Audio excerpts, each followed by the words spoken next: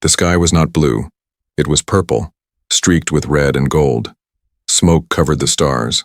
The ground was black and cracked, still hot from the bombs that fell only hours before.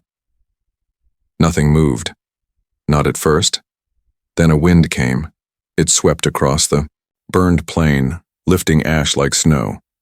The wind passed over broken machines, shattered armor, and bodies that no longer breathed. War had ended here, but not peace. In the center of the battlefield stood a sword. It was stuck deep in the earth, glowing faintly with heat. It did not belong to this world. Its handle was smooth and old. Its blade was metal, human metal, forged on Earth, long before Earth was taken. No one should have that sword. Not anymore. But someone did. Two figures appeared through the smoke. The first was a tall man with a torn jacket and blood on his face. His name was Jalen Voss, a rebel, a soldier, and once, a hero. His eyes were tired, but sharp. He moved like someone who had nothing left to lose. Beside him walked a woman, shorter, lean, and deadly quiet. Her hair was cut close, and her left eye was a shining piece of tech, one of the last implants made before the Queen banned all human upgrades. Her name was Mara Kesh. She used to be one of the Queen's best scouts. Now she was a traitor. Together, they stood before the sword. Neither spoke. The fire still burned in the distance. The sky above them roared with the sound of approaching ships. Enemy ships. The Queen was coming. Mara knelt and touched the blade. "It's hot," she said. "It's ready," Jalen replied. For a long moment, they stared at the weapon. This was no normal sword. It held code. Old code. Hidden and dangerous. It had been written in secret by Earth's last free engineers before the Queen took control. The code could shut down the Queen's hive, the mind link that connected millions of her soldiers. If the sword reached the core, it could end the war, but that was the problem. The core was on the Queen's ship, and the Queen was coming now in person to destroy the sword and the rebels who carried it. Above them, the sky split open. A black ship shaped like a dagger fell toward the earth. It moved silently, except for the air screaming around it. The ground shook as it neared. "She's early," Mara said, rising to her feet. "She's afraid," Jalen said. They both knew what came next. The Queen did not send soldiers this time. She came herself, in her throne ship with her guards of metal and flesh. She was no longer fully human. Not since the implants. Not since the war. But she still hated. And she hated them most of all. The two rebels turned to each other. They had fought together once, loved once, betrayed each other once. And yet, here they were again, together, holding the last hope for a free humanity. Mara looked at Jalen. Her voice was low. "If we fail, there's no one else," he said. The sword pulsed. Red light traced lines along its blade. The code inside had started running. The moment they touched it, the countdown began. They had 7 hours to reach the Queen's ship, 7 hours to win or die. Overhead, thunder cracked. Jalen pulled the sword from the earth. It hummed in his hand. He turned it once, then offered it to Mara. She did not take it. "You're better with it," she said. He shook his head. "No, you're faster, smarter. I'm just here to hold the line." She stared at him. Then slowly she reached out and took the blade. It was heavy, but it felt right, and just like that, the rebels ran.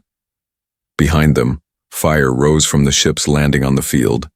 Enemy drones crawled out of the metal pods, scanning the area, following their trail.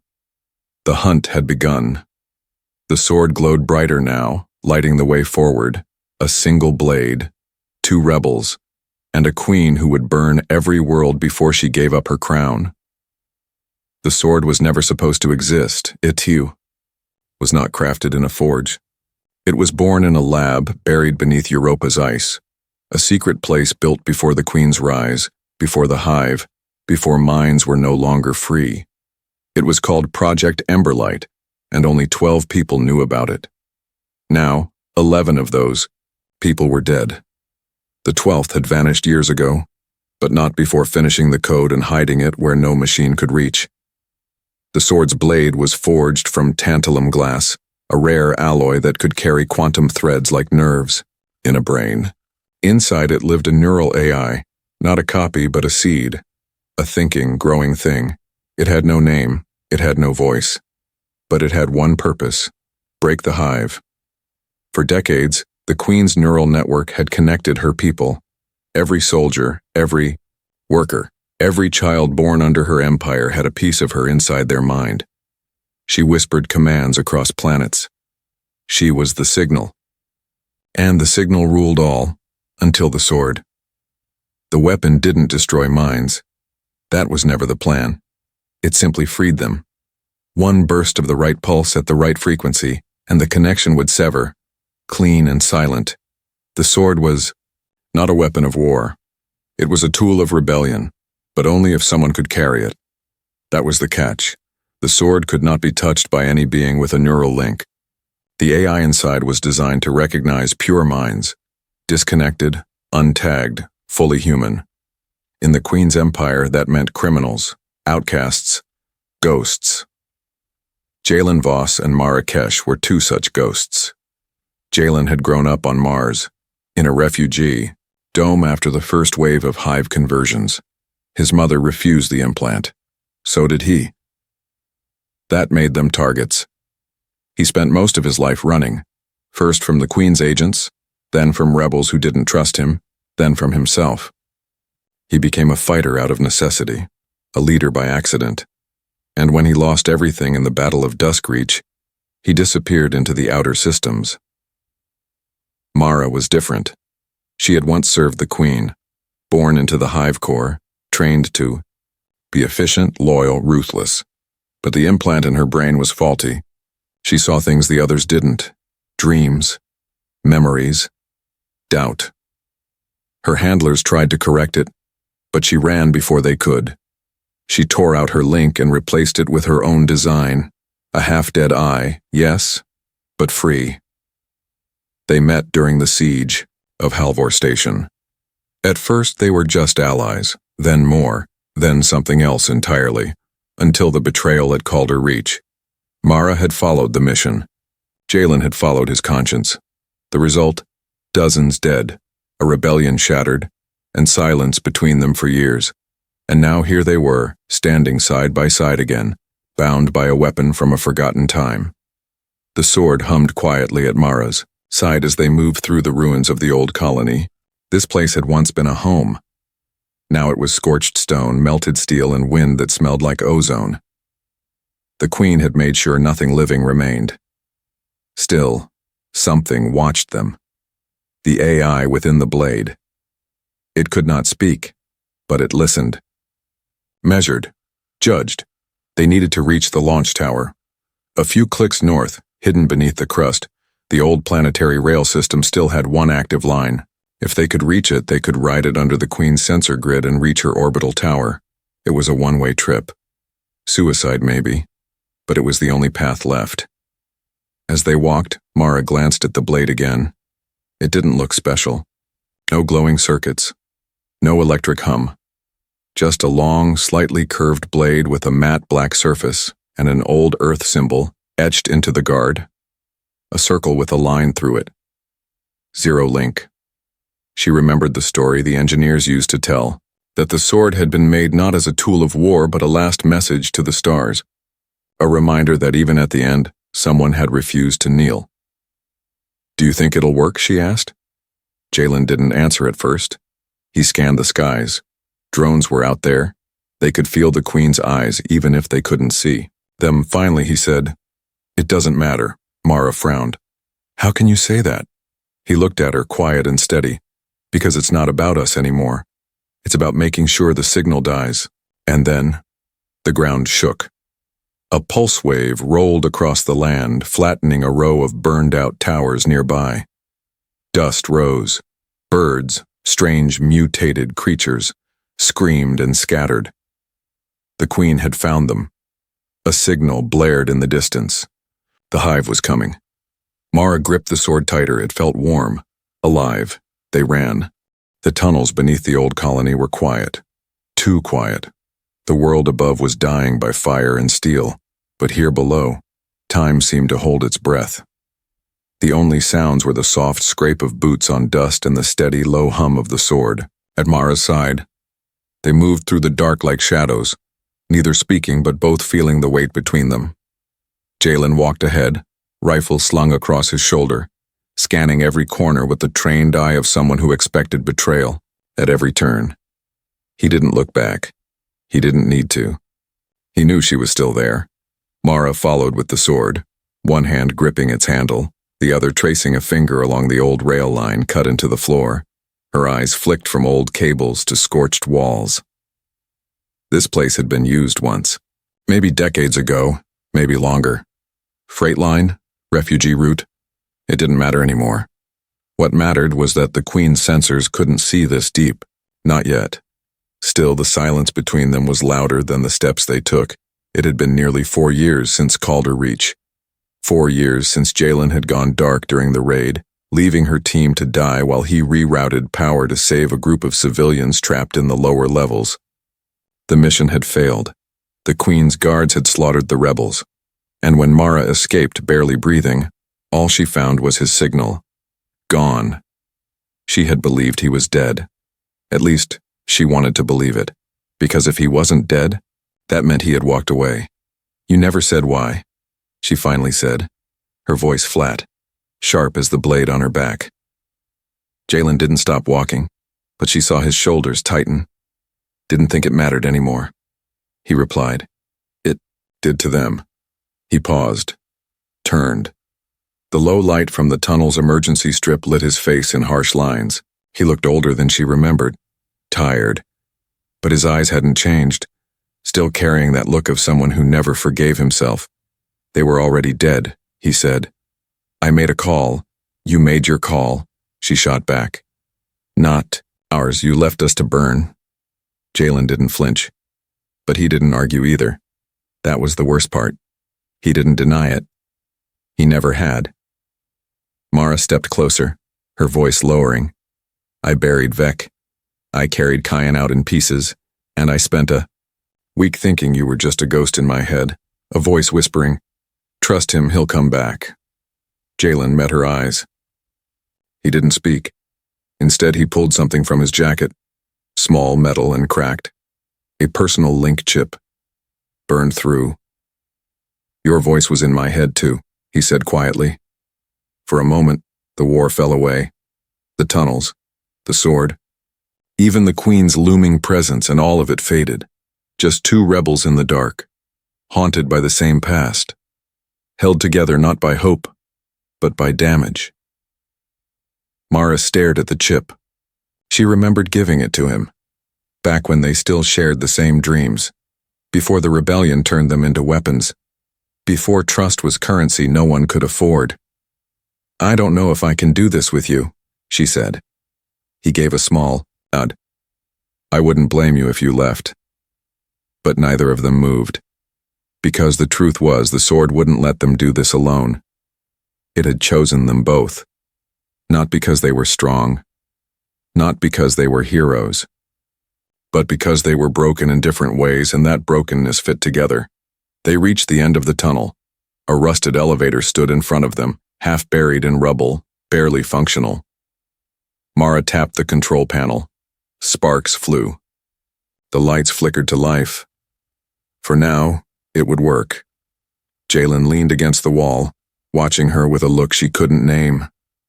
I meant to come back, he said suddenly. She looked up. At Calder Reach. I tried to make it back, but they jammed my comms and dropped the ceiling. I barely made it out alive. Mara's jaw tightened. Why didn't you say that before? Because I knew you wouldn't believe me. The elevator groaned as it started moving. They stood shoulder to shoulder in silence as it climbed. Above them, the rail line opened to the edge of the Queen's no-fly zone. Beyond that, the launch site. One old maglev train left, if it still ran. Mara touched the sword again. It pulsed against her skin, warmer now. She could feel it, like it knew their thoughts, their pain, like it remembered every rebellion it had ever failed to finish. The code inside was more than numbers. It was a map of human defiance. She looked at Jalen. "I still don't trust you," she said. He nodded. "Good, we'll need that." The elevator doors opened to a blast of cold air. Ahead, through the cracked steel of the tunnel mouth, they saw it. The ancient train, rusted but intact, humming with standby power. A miracle. Behind them, deep in the tunnel, a distant sound echoed, a mechanical clicking. Drones. The Queen had found their scent. No more talking. No more past. Just a sword, a train, and the two rebels who carried the last chance for freedom. She no longer needed sleep. What rested instead was her mind, if one could still call it a mind, suspended in a stream of synchronized thought, pulsing through the hive core. It was not silence, it was harmony. Voices in trillions singing in perfect order. No questions, no chaos. Only will, enforced across light years by the endless hum of the signal. And at the center of it all, Queen Neuralis. But she had not always been a queen. Once, long ago, she had been Commander Neuralis Co., born on a collapsing Earth, raised in the refugee flotillas orbiting Saturn's rings. She knew hunger. She knew war. She knew what it felt like to watch your leaders lie to your face while the air processors failed and your neighbors died coughing beside you. She had sworn never to be powerless again. Her rise had not been written in the stars but carved in blood, her own and others. First as a soldier, then as a scientist, and finally as the architect of the hive signal. A neural wave that could link human minds together in perfect synchronization, removing fear, hesitation, rebellion. A way to make people better. Humanity did not thank her. They fought her. She crushed them over and over. Now her empire stretched from the moons of Neptune to the binary suns of Sarel 9. Every mind connected. Every child born with a signal seed at the base of their skull. No more lies, no more betrayal. Only unity. But still, the signal flickered. Because of them. In her throne chamber aboard the radiant spear, Neuralis stood tall, her form lit by the soft pulse of biolights running along the walls like veins. She wore no crown. She did not need one. Her presence alone bent those around her into reverence. Her body had been reshaped by generations of upgrades. Silver threads of logic-threaded muscle, skin with programmable pigmentation, eyes that saw beyond light into data. Yet she still remembered the feeling of skin tearing, the heat of shrapnel, the choking silence of space when her first command ship died in orbit above Mars.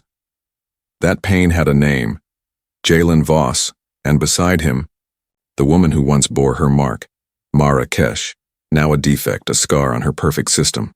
Traitors, survivors, ghosts. Together, they carried the one weapon that could undo it all. A sword designed to fracture her hive, to sever the minds she had linked so carefully, to throw her creation back into the madness of individual thought. Unacceptable. Before her, holograms flickered, combat reports, seismic scans, movement, beneath the dead colony. Drones had located the rebels.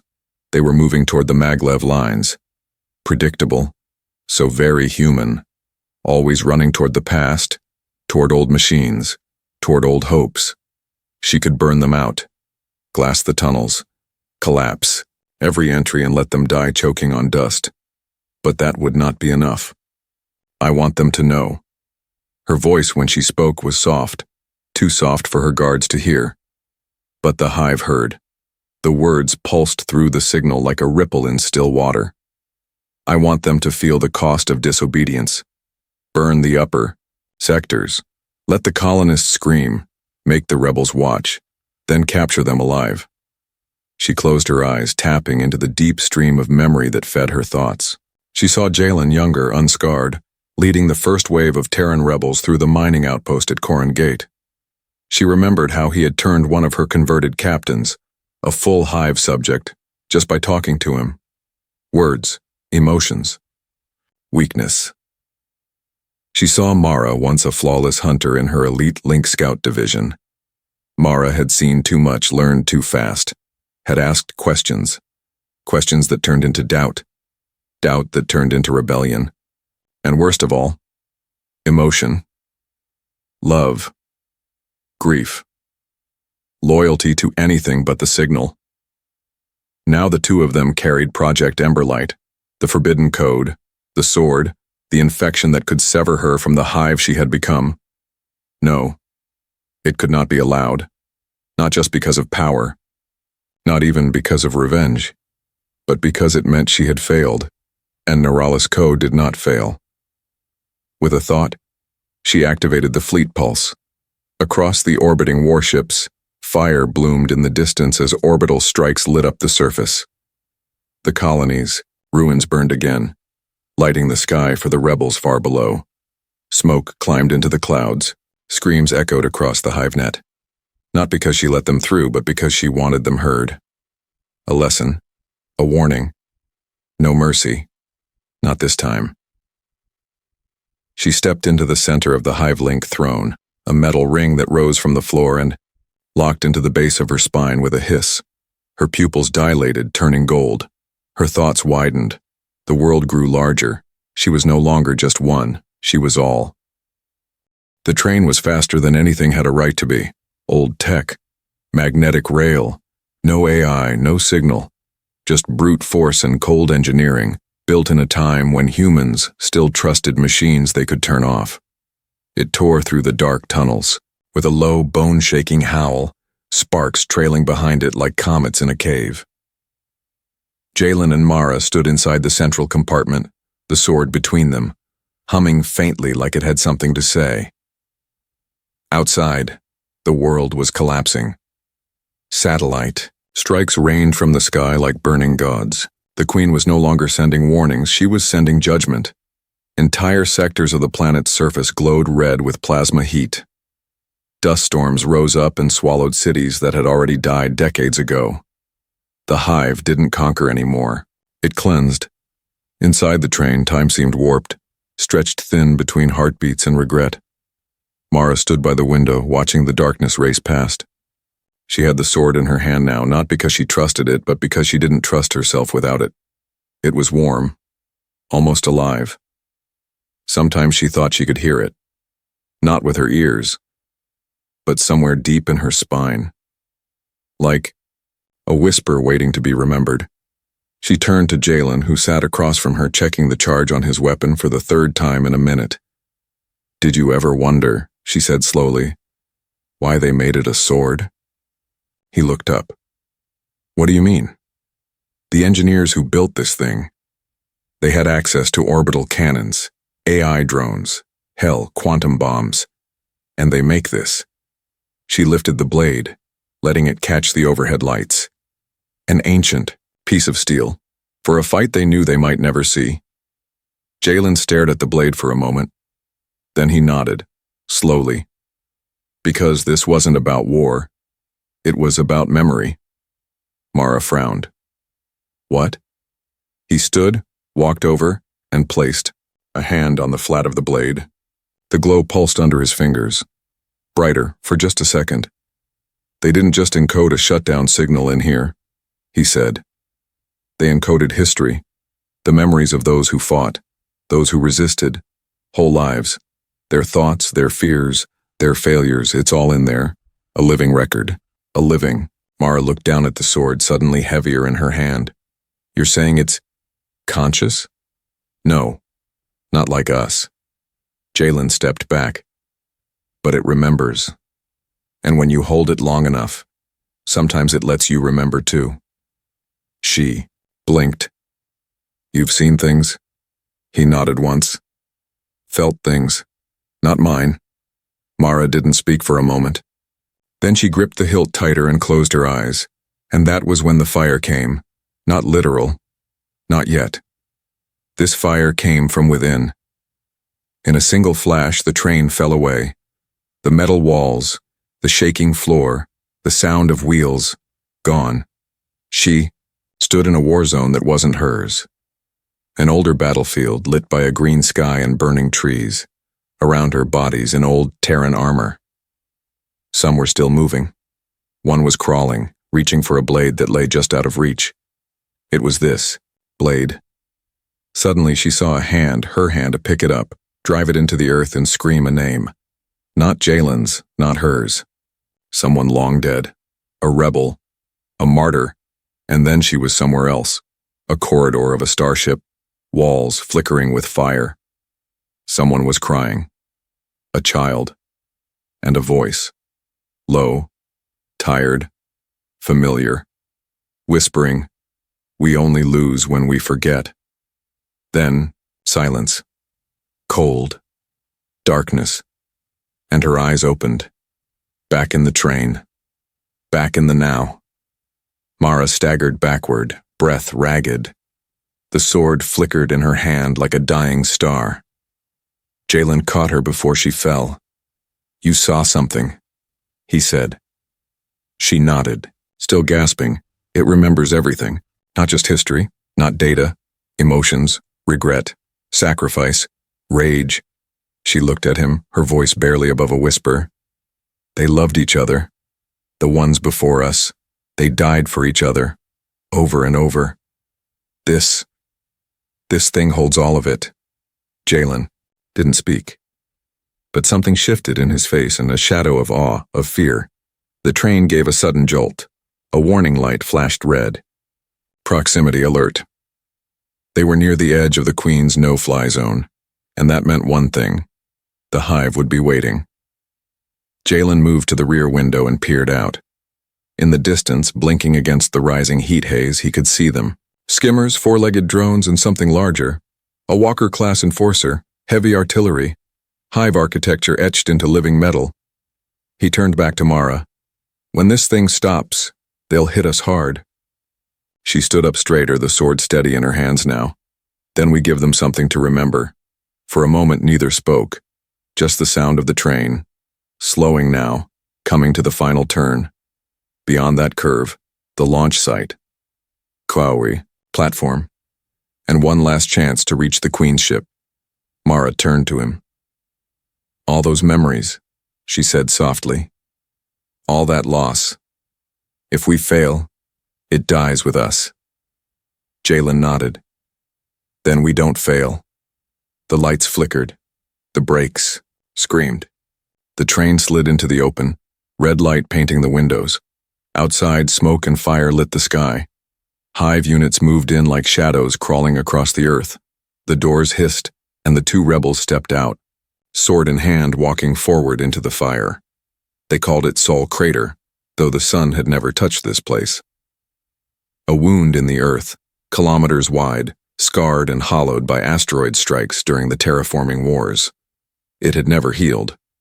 And now, at the edge of everything, it would become something else. A grave, a turning point, or both. The maglev train screeched to a halt along a rusted rail line that hung like a ribcage over the crater's edge. Heat shimmered in the air. The sky was a heavy curtain of smoke and ash, burning orange from the Queen's orbital firestorms. The only path forward was a narrow maintenance bridge crossing into a tower. Once a mining elevator, now the only remaining launch shaft that could connect to orbit. Jalen stepped out first, weapon drawn. He scanned the horizon with eyes sharpened by years of running, fighting, surviving. Then came Mara, the sword at her side, glowing faintly now, like a coal just beginning to breathe again. Behind them, the train doors sealed shut with a hiss, a farewell.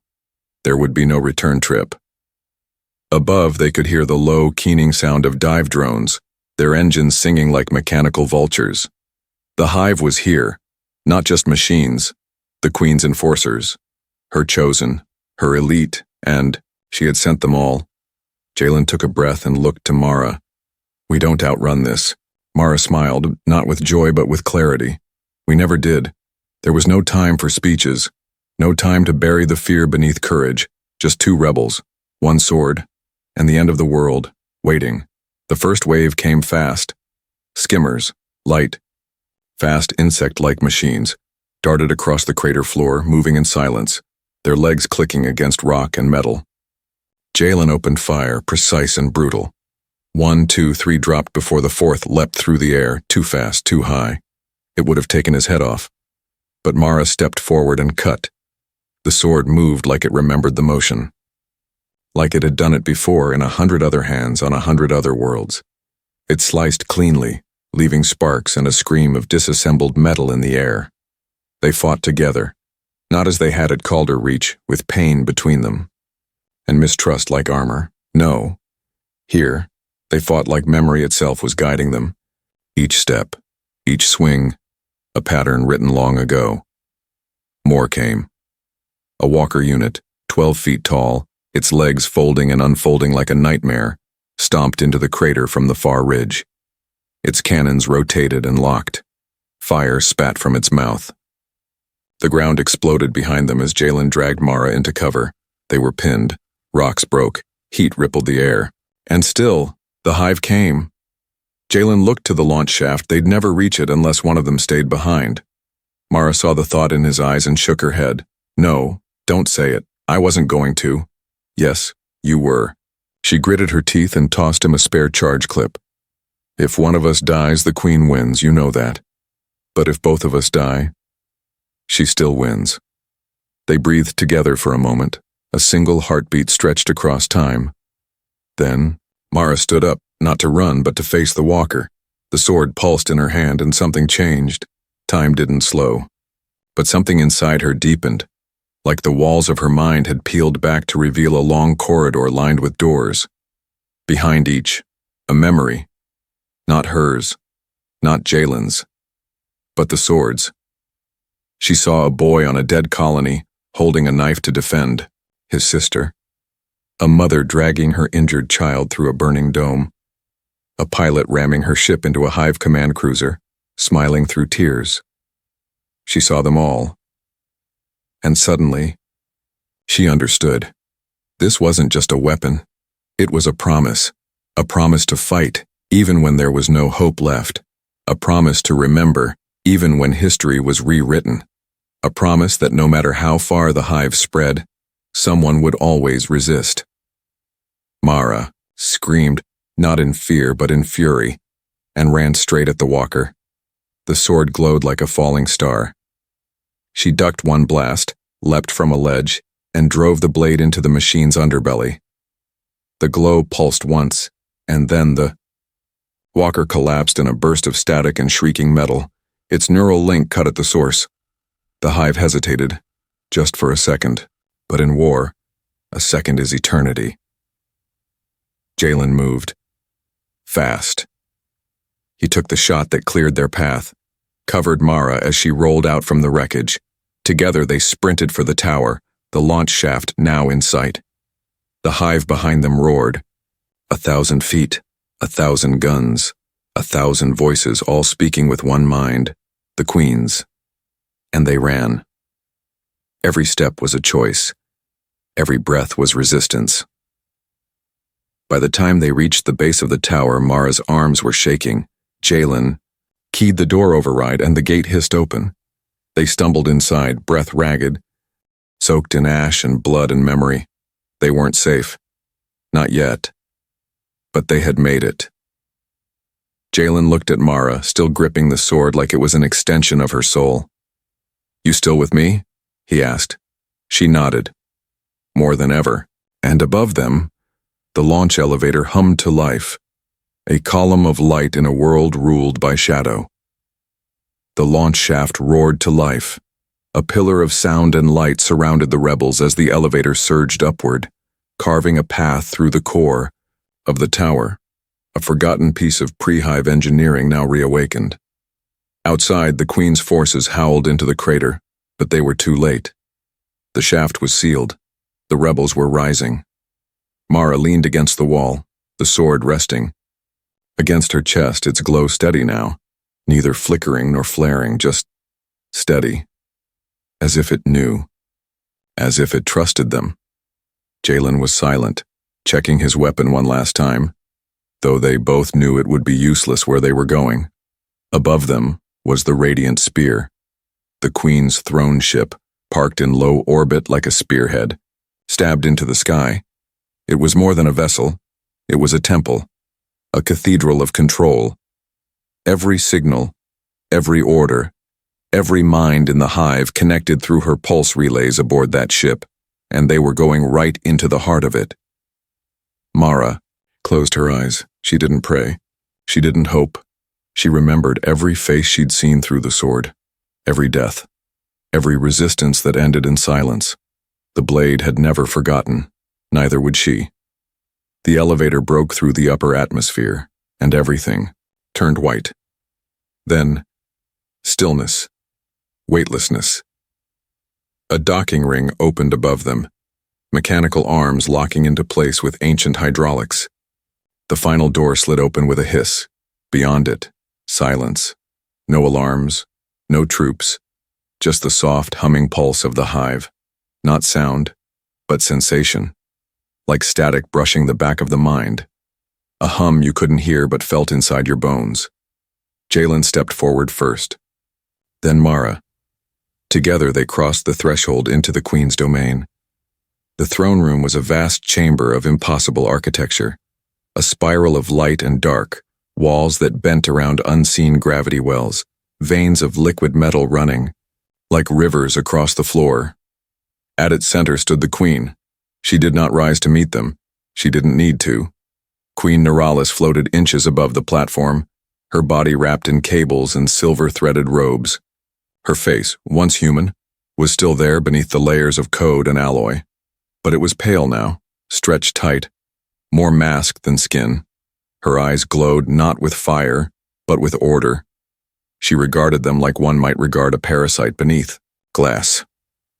"You came farther than expected," she said, her voice laced with a dozen harmonics, not just hers, but the echoes of all those linked to her mind. Mara said nothing. She stepped forward and held the sword at her side.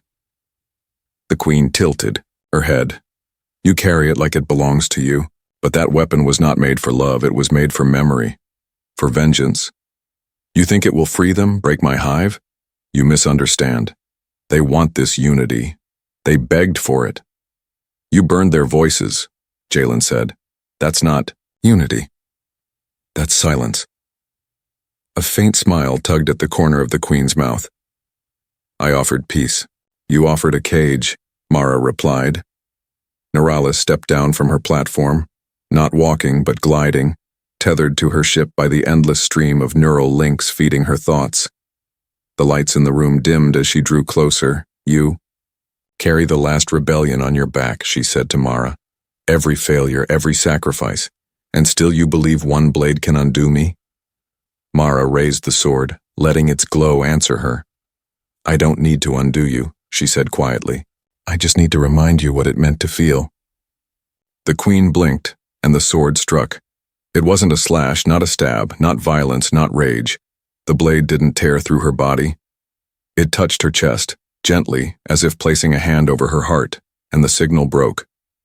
All at once, the throne room walls rippled. Lights shorted. Sounds exploded. Voices, thousands, millions screaming across the hive net. Not in pain, in confusion, in awakening. All across the Empire, soldiers paused. Machines stuttered. Workers looked up from their tasks with empty eyes suddenly blinking into clarity. The Queen's signal, the pulse that had been her voice, was fractured, and in its place, memory poured in. The sword's code didn't kill her. It gave her everything. All the memories it held. Every rebel. Every death. Every act of defiance. She saw mothers cradling children in bunkers, pilots bleeding out in zero-G, engineers coding, their final lines of resistance into this very blade. Queen Neuralis screamed, not with rage, with grief. For a second, one fragile, flickering second, she remembered being Neuralis Co. again, standing barefoot in a rusted corridor on Saturn Station, 10 years old, listening to the sound of her father dying behind a sealed door.